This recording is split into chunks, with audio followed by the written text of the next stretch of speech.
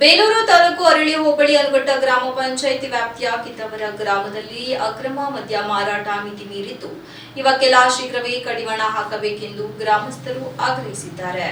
ಈ ವೇಳೆ ಹೆಗ್ಗಡಿಹಳ್ಳಿ ಗ್ರಾಮಸ್ಥ ಜಗದೀಶ್ ಮಾತನಾಡಿ, ಕಿತ್ತಾವರ ಗ್ರಾಮದ ಅಂಗಡಿ ಹಾಗೂ ಇತರ ಮನೆಗಳಲ್ಲಿ ಅಕ್ರಮ ಮದ್ಯ ಮಾರಾಟವನ್ನು ರಾಜಾರೋಷವಾಗಿ ನಡೆಸುತ್ತಿದ್ದು, ಇದರಿಂದ ಬಡ ಕುಟುಂಬಗಳು ಹಾಳಾಗುತ್ತಿವೆ.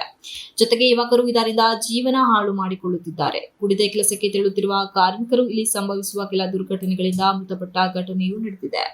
ದೋಲನಮನೆ, ಹೆಗ್ಗಡಿಹಳ್ಳಿ, ಕಡೇನಹಳ್ಳಿಯ ಮದ್ಯ ಮಾರಾಟವು ನಡೆದಿದ್ದರೂ ಕಿತ್ತಾವರದಲ್ಲಿ ಸಿಗುವ ಅಕ್ರಮ ಮದ್ಯದಿಂದ ಗ್ರಾಮಗಳ ನೆಮ್ಮದಿ ಹಾಳಾಗಿದೆ ಎಂದರು.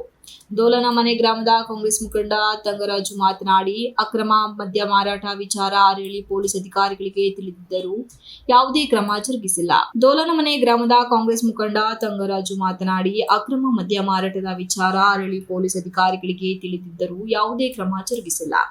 ಯುವಕರು ಕುಡಿತದ ದಾಸ್ಯಕ್ಕೆ ಒಳಗಾಗುತ್ತಿದ್ದಾರೆ. ಅಕ್ಕಪಕ್ಕದ ಗ್ರಾಮಗಳು ಹಾಳಾಗಲು ಕಿತ್ತಾವರ ಗ್ರಾಮದ ಮದ್ಯ ಮಾರಾಟಗಾರರು ಕಾರಣರಾಗಿದ್ದಾರೆ.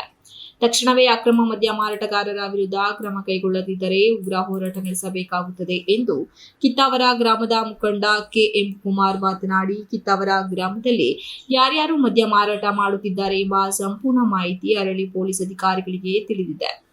ಆದರೂ ಮಾರಾಟಗಾರರ ವಿರುದ್ಧ ಸೂಕ್ತ ರೀತಿಯಲ್ಲಿ ಕ್ರಮ ಕೈಗೊಳ್ಳಲು ಹಿಂದೇಟು ಹಾಕುತ್ತಿದ್ದಾರೆ.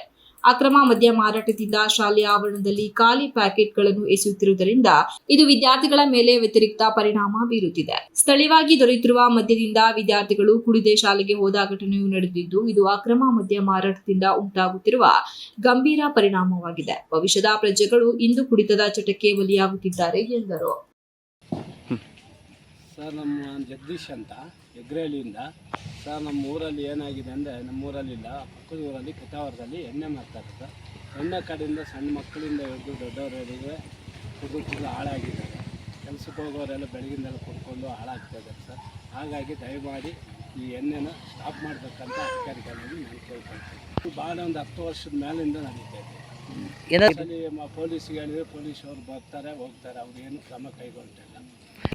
ಕಿತ್ತಾವರ ಬಿಟ್ಟು ಮತ್ತೆ ಎಲ್ಲೂ ದೋಲ್ಮನೆ, ಹೆಗ್ಗಡಿಹಳ್ಳಿ, ಕಡೇನಹಳ್ಳಿ ಈ ಕಡೆ ಎಲ್ಲೂ ಎಣ್ಣೆ ಮಾರಲ್ಲ. ಅದೇ ಒಂದೇ ಊರಲ್ಲಿ ಎಣ್ಣೆ ಮಾರಲ್ಲ. ಗ್ರಾಮದಲ್ಲಿ ಏನಿಲ್ಲ ಸರ್, ಅದು ಸ್ಟಾಪ್ ಮಾಡಬೇಕು.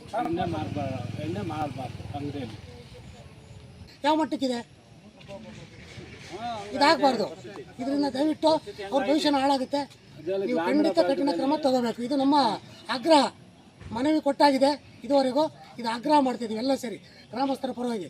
ಕಿತ್ತಾವರ, ದೋಲ್ಮನೆ, ಕಡೇನಹಳ್ಳಿ, ಹೆಗ್ಗಡಿಹಳ್ಳಿ, ನಮ್ಮ ಅಕ್ಕಪಕ್ಕದ ಕಣಗುಪ್ಪೆ ಎಲ್ಲ ಗ್ರಾಮದವ್ರು ಸೇರಿ ಮನವಿ ಮಾಡ್ತಿದ್ವಿ. ಇದಾಗಲಿಲ್ಲ ಮುಂದೆ ನಾವು DC ತನಕ ಹೋಗ್ತೀವಿ. ನಾವು ಎಲ್ಲಿ ತನಕ ಆಗುತ್ತೆ ಅಲ್ಲಿ ತನಕ ಹೋಗ್ತೀವಿ. ನಾವು ಇನ್ನೂ ಬಿಡಲ್ಲ. ಮಹಾರಾಷ್ಟ್ರದ ನಿಲ್ಲಿಸಬೇಕಿಲ್ಲ. ಮನೆಗಳಿಲ್ಲ. ಕಿತ್ತಾವರ ಗ್ರಾಮದಲ್ಲೇ ಇದೆ. ಕಿತ್ತಾವರ ಗ್ರಾಮ ಪಕ್ಕದಲ್ಲಿ ಸ್ಕೂಲ್ಗಳು ಇದೆ ಸಮೇತ. ಆಮೇಲೆ ಸ್ಕೂಲ್ ಮೈದಾನದಲ್ಲಿ ಕುಡಿಯೋದು, ರಾತ್ರಿ ಸಮಯದಲ್ಲಿ ಕುಡಿಯೋದು, ಅಲ್ಲೇ ಬಾಟ್ಲಿಗಳು ಬಿಸಾಕೋದು, ಸ್ವಚ್ಛತೆ ಇಲ್ಲ. ತುಂಬ ಸಾರಿ ಎಲ್ಲ ಇದು ಮಾಡಿದ್ದೀವಿ.